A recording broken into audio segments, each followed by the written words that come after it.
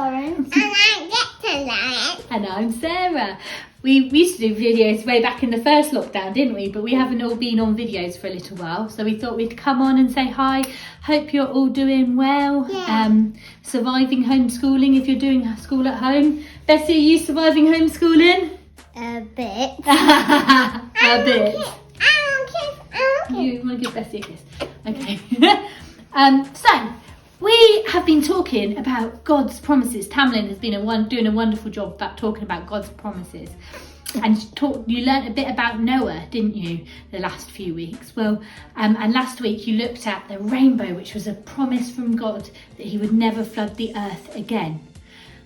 So this week we're going to keep looking at God's promises, and we're going to look at Abraham and Sarah. God promised them something fairly spectacular and seemingly completely impossible. But God kept his promise. So we're going to listen to that story now.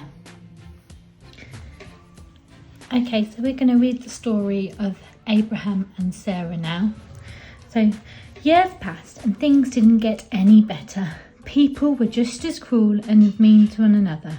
They still got sick and died. God's world was still full of tears, and it was never meant to be like this. But God was getting ready to do something about it. He was going to make all the wrong things right, and he was going to do it through a family. Abraham, God said, how many stars are there? God was about to tell his friends a wonderful secret. Let me see, Abraham said, rolling up his sleeves. But have you ever tried counting stars? Then you know how hard it is.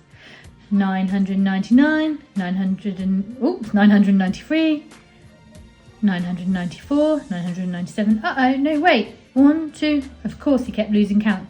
Too many, he said. Guess what, God laughed. I will give you as many children and grandchildren and great-grandchildren. You won't be able to count them either. Abraham couldn't help giggling at such a wonderful idea, but he stopped himself. How could he have a family? Don't be silly. He didn't have any children, let alone grandchildren. He wiped away a tear. Anyway, it's far too late for him to start having babies at his age. He was 99 years old. What could God mean? Abraham, God said, believe me. And then God told Abraham his secret rescue plan. Abraham, I will make your family very big, God promised, until one day your family will come to number more than even all the stars in the sky.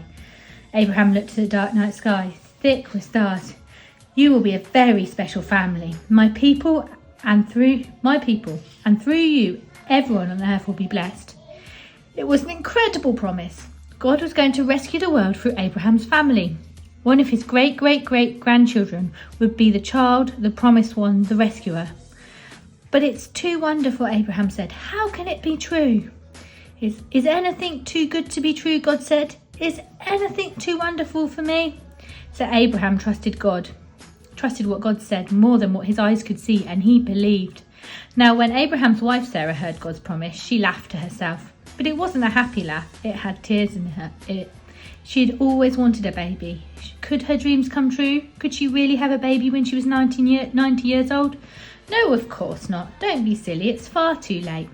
Sarah didn't believe God could do what he promised. She'd forgotten when God says something, it is as good as done. Of course, it was easy for God to give her a baby son, it was as easy for God to give her a baby son as it was for him to make all the stars in the sky. Sure enough, 9 months later, just as God had promised, Sarah gave birth to a baby boy. They named him Isaac, which means son of laughter. And Sarah laughed, but this time it was a glorious, happy laugh. Her dream had come true. God would do as he promised. He would always look after Abraham's family, his special people. And one day God would send another baby, a baby promised to a girl who didn't even have a husband. But this baby would bring laughter to the whole world. This baby would be everybody's dream come true. Okay, so we're now going to do a bit of craft. But before we do the craft, I just want to remind you of some of the promises in the Bible. There are loads of promises in the Bible. I encourage you to look them up. Google or whatever you can with your parents God's promises in the Bible, because there's so many of them. But I've written out, I don't know if you'll be able to see, but hold it up a bit closer. 4 of God's promises from the Bible. So, my love for you will last forever in Jeremiah 31:3. I will never leave you and I will never abandon you. Hebrews 13:5. I know the plans I have for you, a hope and a future. Jeremiah 29:11. And do not fear, I am with you. Isaiah 41:10. And there are so many more promises in the Bible for you.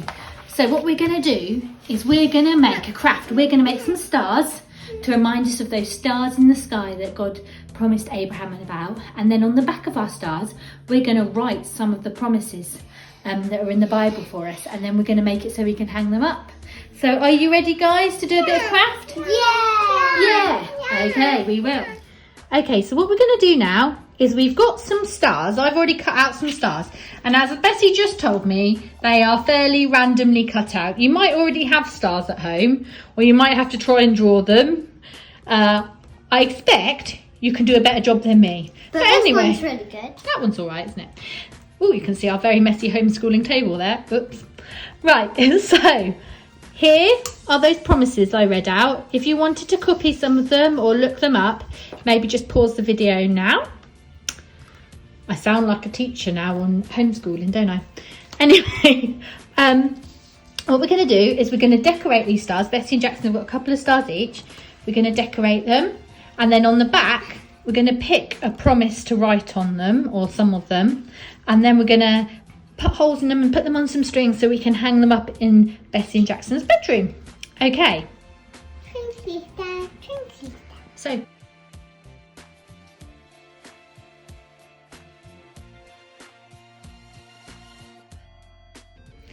And here's our finished string of stars. You can see on the back of them, we've written some of our verses. So Bessie's written beautifully, neatly. My love for you will last forever. And then some of the others, my not so neat writing on the back of Jackson's. There we go, do not fear because I am with you. And there you go. So, if you want to make this, and then you can either email it to Tamlin or put it in the comments on Facebook to show us what you've done. That would be fantastic. See you soon.